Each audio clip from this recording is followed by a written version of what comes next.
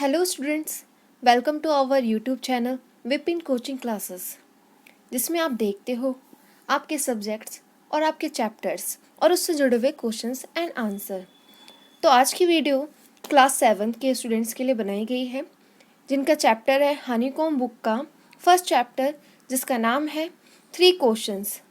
तो पहले मैं आपको इसकी थोड़ी सी समरी बता देती हूँ, उसके बाद हम साथ साथ इसको रीड करते जाएंगे और मैं आपको इसका मीनिंग बताते चले जाऊंगी। और वीडियो के लास्ट में आपको इससे जुड़े वर्ड मीनिंग्स मिल जाएंगे एंड क्वेश्चन आंसर्स भी आपको इसी वीडियो में मिल जाएंगे, तो आपको कहीं और जाने की ज़रूरत नहीं है। तो मैं आपको इसकी स्टोरी शॉर्ट में बताना चाहूँगी। तो चलिए हम शुरू करें। तो जैसे कि इसमें एक राजा होता है जो कि 3 क्वेश्चंस को जानना चाहता है। उसके जो 3 क्वेश्चंस हैं आप ध्यान से सुनिएगा, मैं स्टोरी के साथ साथ आपको बताते चले जाऊंगी और किस तरह से उसको अपने इन 3 क्वेश्चंस के आंसर मिलते हैं और लास्ट में क्या होता है। चलिए अब हम आगे बढ़ते हैं। The thought came to a certain king that he would never fail if he knew 3 things. These 3 things were: what is the right time to begin something? Which people should he listen to? What is the most important thing for him to do? यानी कि एक राजा था, अचानक से उसके mind में कुछ 3 thoughts आते हैं, 3 क्वेश्चंस होते हैं जिनका आंसर वो जानना चाहता है। पहला क्वेश्चन है what is the right time to begin something, यानी कि किसी भी काम को शुरू करने का सही समय क्या होता है। सेकंड क्वेश्चन है which people should he listen to, यानी कि किस प्रकार के लोगों को उसे सुनना चाहिए। एंड थर्ड क्वेश्चन है what is the most important thing for him to do, यानी कि सबसे ज़रूरी चीज़ क्या है जो उसे करनी चाहिए। देन उसके बाद the king therefore sent messengers throughout his kingdom promising a large sum of money to anyone who would answer these 3 questions। यानी कि किंग क्या करता है, अपने मैसेंजर्स होते हैं जिनको अपने पूरे शहर में अपने जगह पे भेज देता है किंगडम में, कि वो ढूंढ के लाओ ऐसे लोगों को जो इनके आंसर्स दे सकें एंड वो उनको कुछ पैसे भी देगा उसके बदले में। फिर उसके बाद बहुत से then many wise man came to the king but they all answered his question differently, यानी कि बहुत से लोग आते हैं जो कि बहुत समझदार समझदार होते हैं, अपने अलग अलग आंसर्स वो देते हैं हर क्वेश्चंस के। In reply to the first question, यानी कि पहले क्वेश्चंस के आंसर कुछ इस प्रकार हैं। Some said that king must prepare a time table and then follow it strictly, यानी कि कहा गया कि भी राजा को अपना टाइम टेबल बना लेना चाहिए और उसको फॉलो करना चाहिए। देन उसके बाद only is this way this set could he do everything at its proper time, यानी कि इस प्रकार वो अपना काम एक सही समय पे कर पाएगा।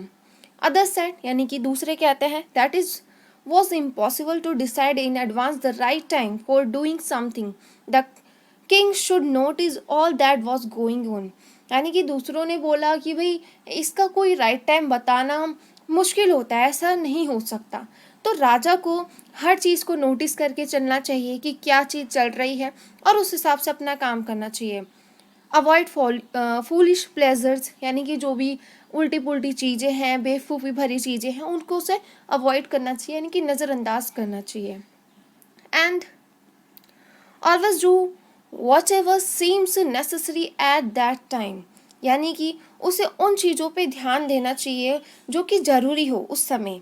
Yet others said that the king needed a council of wise men who would help him act at the proper time। और दूसरे ने और बोला कि भाई राजा को क्या करना चाहिए, काउंसिल बनानी चाहिए जिसमें बहुत से समझदार लोग हों, जिनके साथ वो बातचीत करके अपने लिए एक टाइम निकाल सके कि उसे क्या करना है। देन उसका वो टाइम ही प्रीशियस बनेगा। This was because one man would find it impossible to decide correctly without help from other the right time for every action। यानी कि उन्होंने बोला कि भाई एक व्यक्ति के लिए ये सोचना कि सही समय क्या है ये मुश्किल हो सकता है, इसीलिए उसे दूसरों की हेल्प से ही ये चीज़ मिल सकती है कि उसे कब क्या करना चाहिए। But then others said that there were something which could be urgent, यानी कि दूसरों ने बोला कि यहाँ पे ऐसी बहुत सी चीज़ें हैं जो कि ज़रूरी हो सकती है।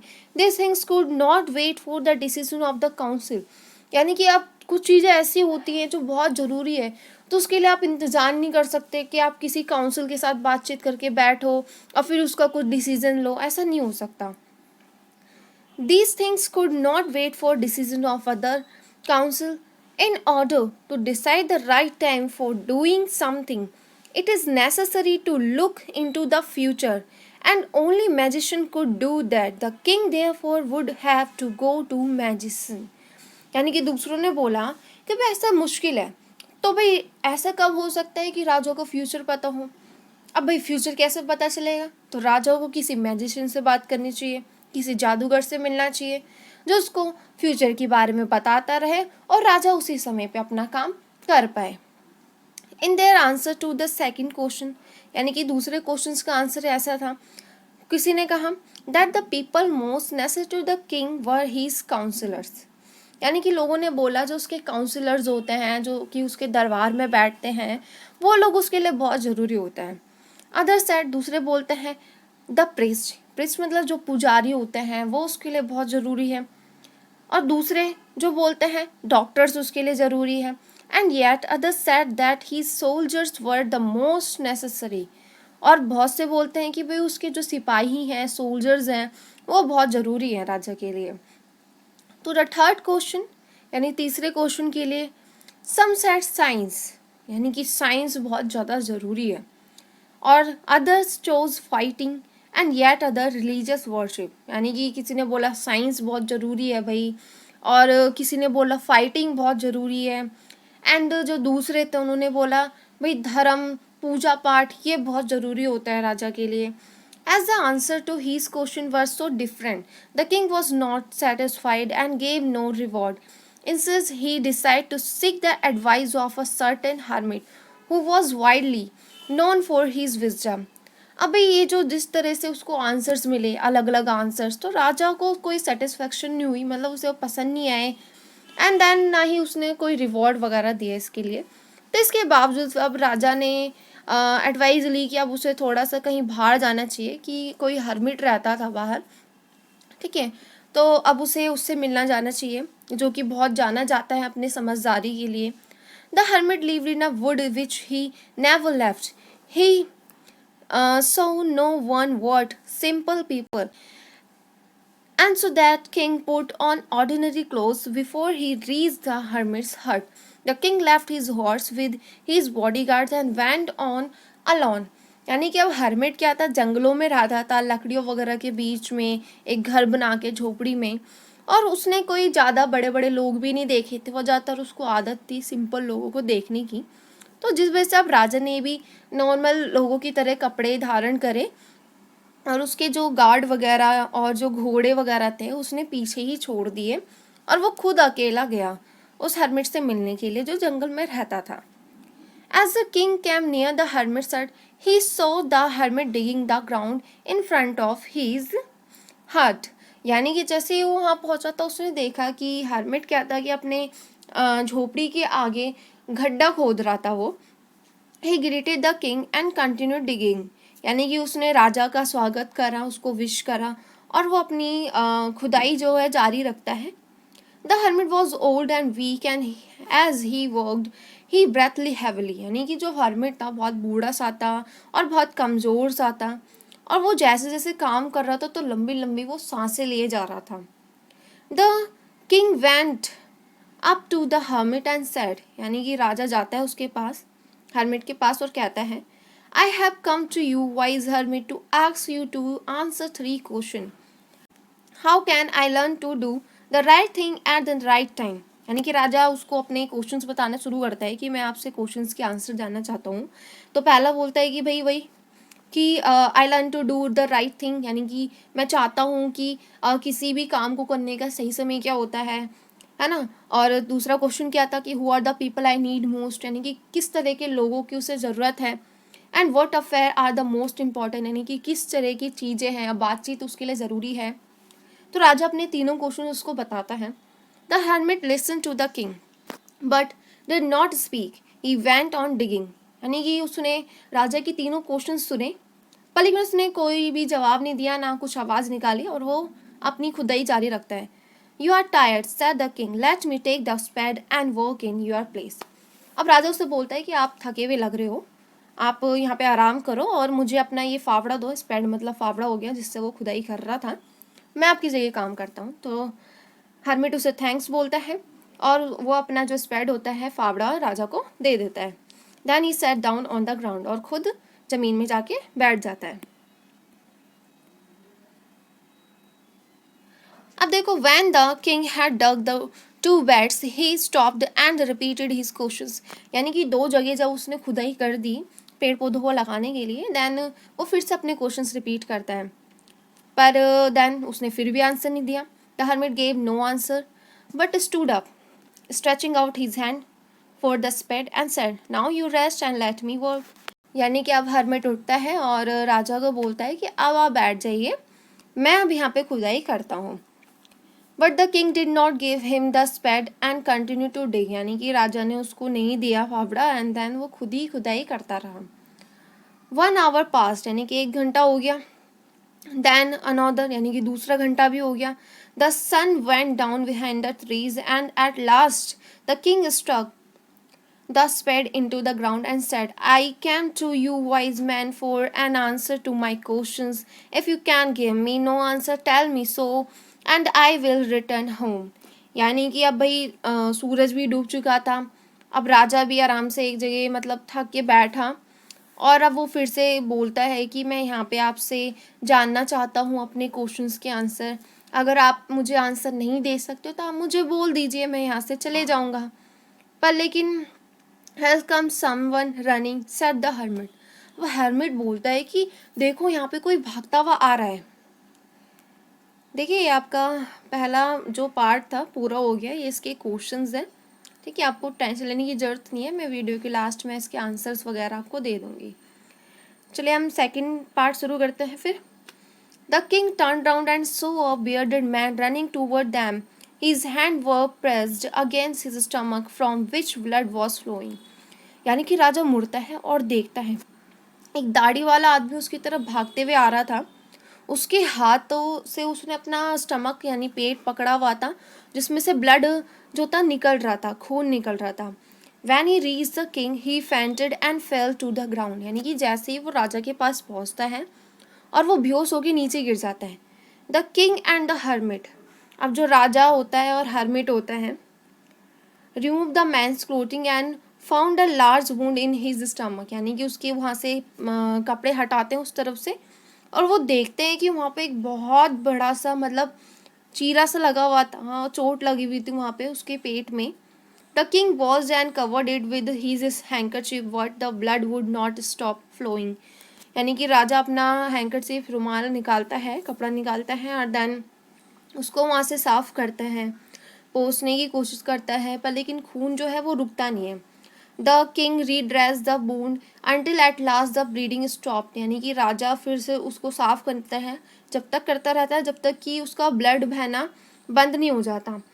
The man felt better and asked for something to drink. The king brought fresh water and gave it to him. यानी कि अब उस आदमी को थोड़ा अच्छा लगा. दैन उसने उससे पानी मांगा, कुछ मांगा पीने के लिए. तो राजा उसके लिए साफ पानी ले आता है, जो घायल व्यक्ति था उसके लिए. By this time the sun had set and the air was cool. The king with the hermit's help carried the wounded man into the hut and laid him on the bed. यानी कि अब भाई time था कि भाई सूरज भी डूब चुका था और हवा वगैरह बहुत ठंडी चल रही थी.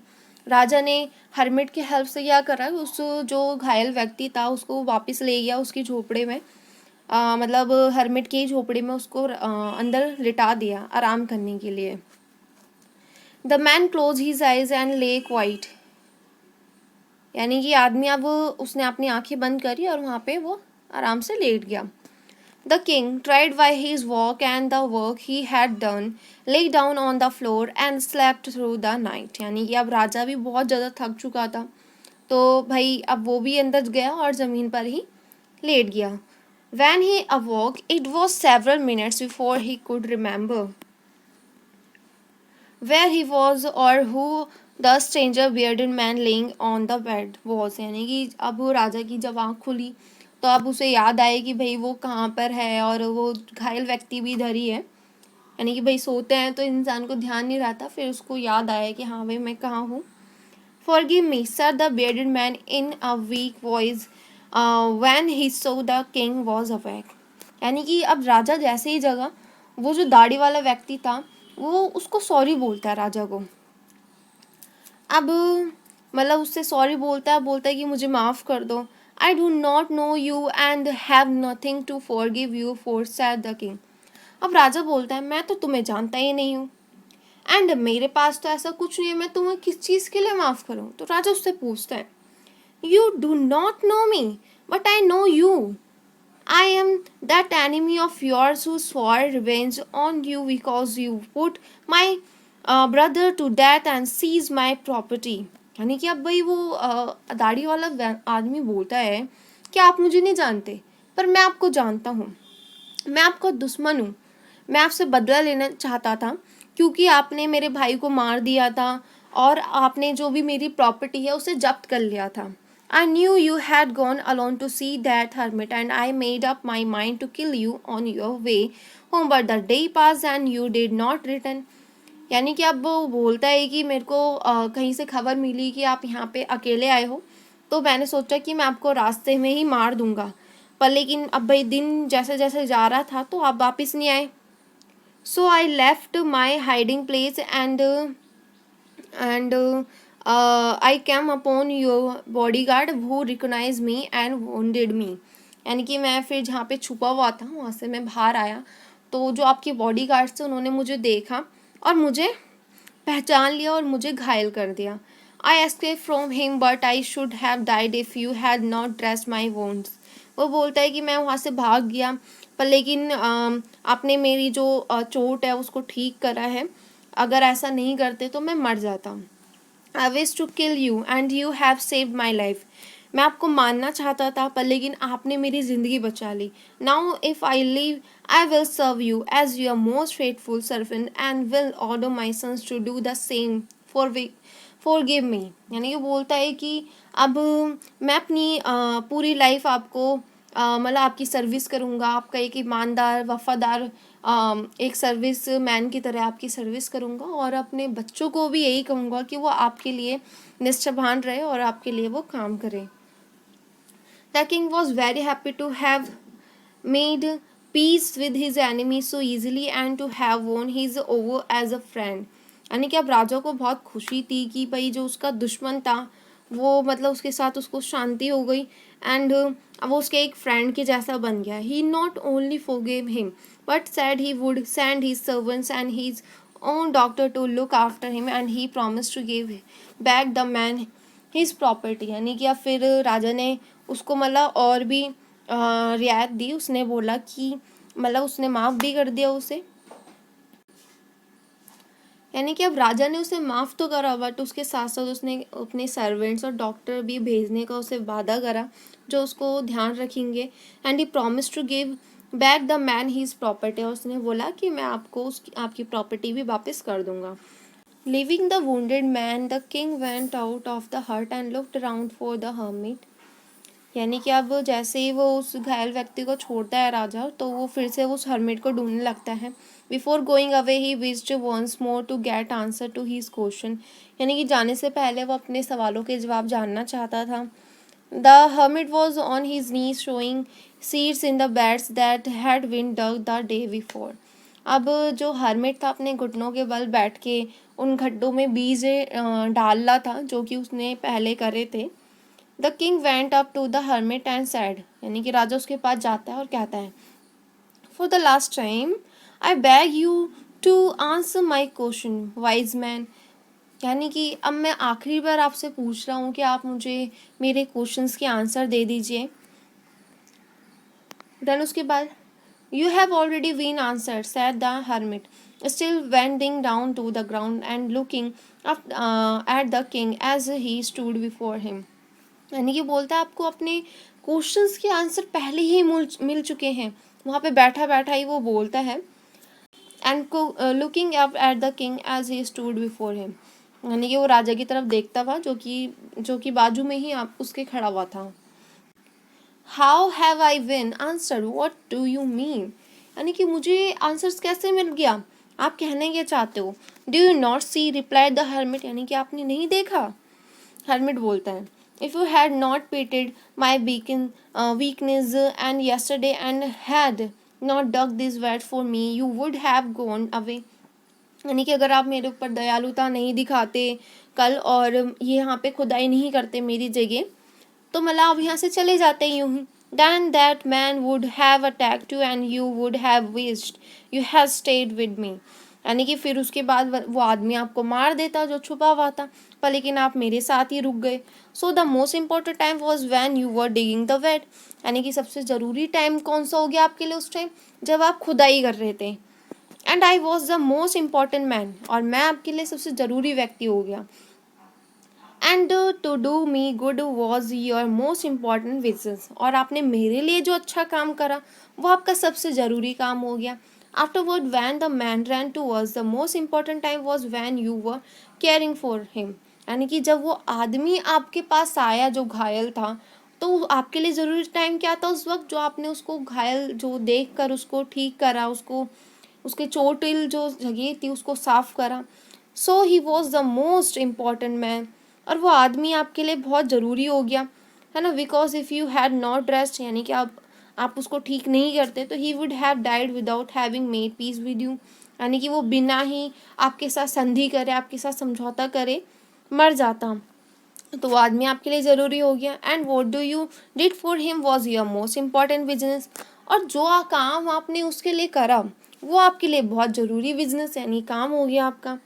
Remember that there is only one time that is most sorry remember that there is only one time that is important and that time is now, यानी कि आप याद रखिए कि आपके लिए सबसे ज़रूरी समय क्या होता है, अभी का समय जो कि चल रहा होता है। It is the most important time because it is the only time we have any power to act, यानी कि हमें कल का नहीं पता, बीते हुए कल का जो चले गया उससे हमें कुछ लेना देना नहीं, तो हमारे लिए ज़रूरी समय कौन सा होता है, आज का होता है, जिसमें हमें कुछ करना होता है और इसी वक्त हम कुछ कर सकते हैं।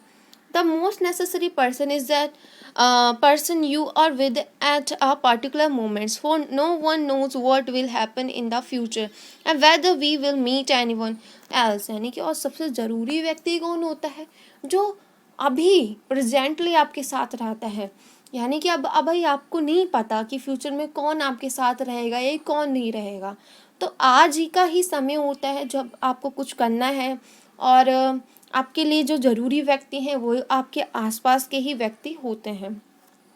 The most important business is to do that person good because we were sent into this world for the purpose alone, यानी कि क्या है, अब सबसे ज़रूरी काम क्या होता है कि हमें सबके साथ अच्छे से पेश आना चाहिए, अच्छे से भलाई करनी चाहिए सबकी, क्योंकि हमें नहीं, अब भाई वर्ल्ड में तो पूरी दुनिया में तो हम अकेले आए हैं, तो हमें सबके साथ समझौते के साथ रहना चाहिए, मेल मिलाप के साथ रहना चाहिए।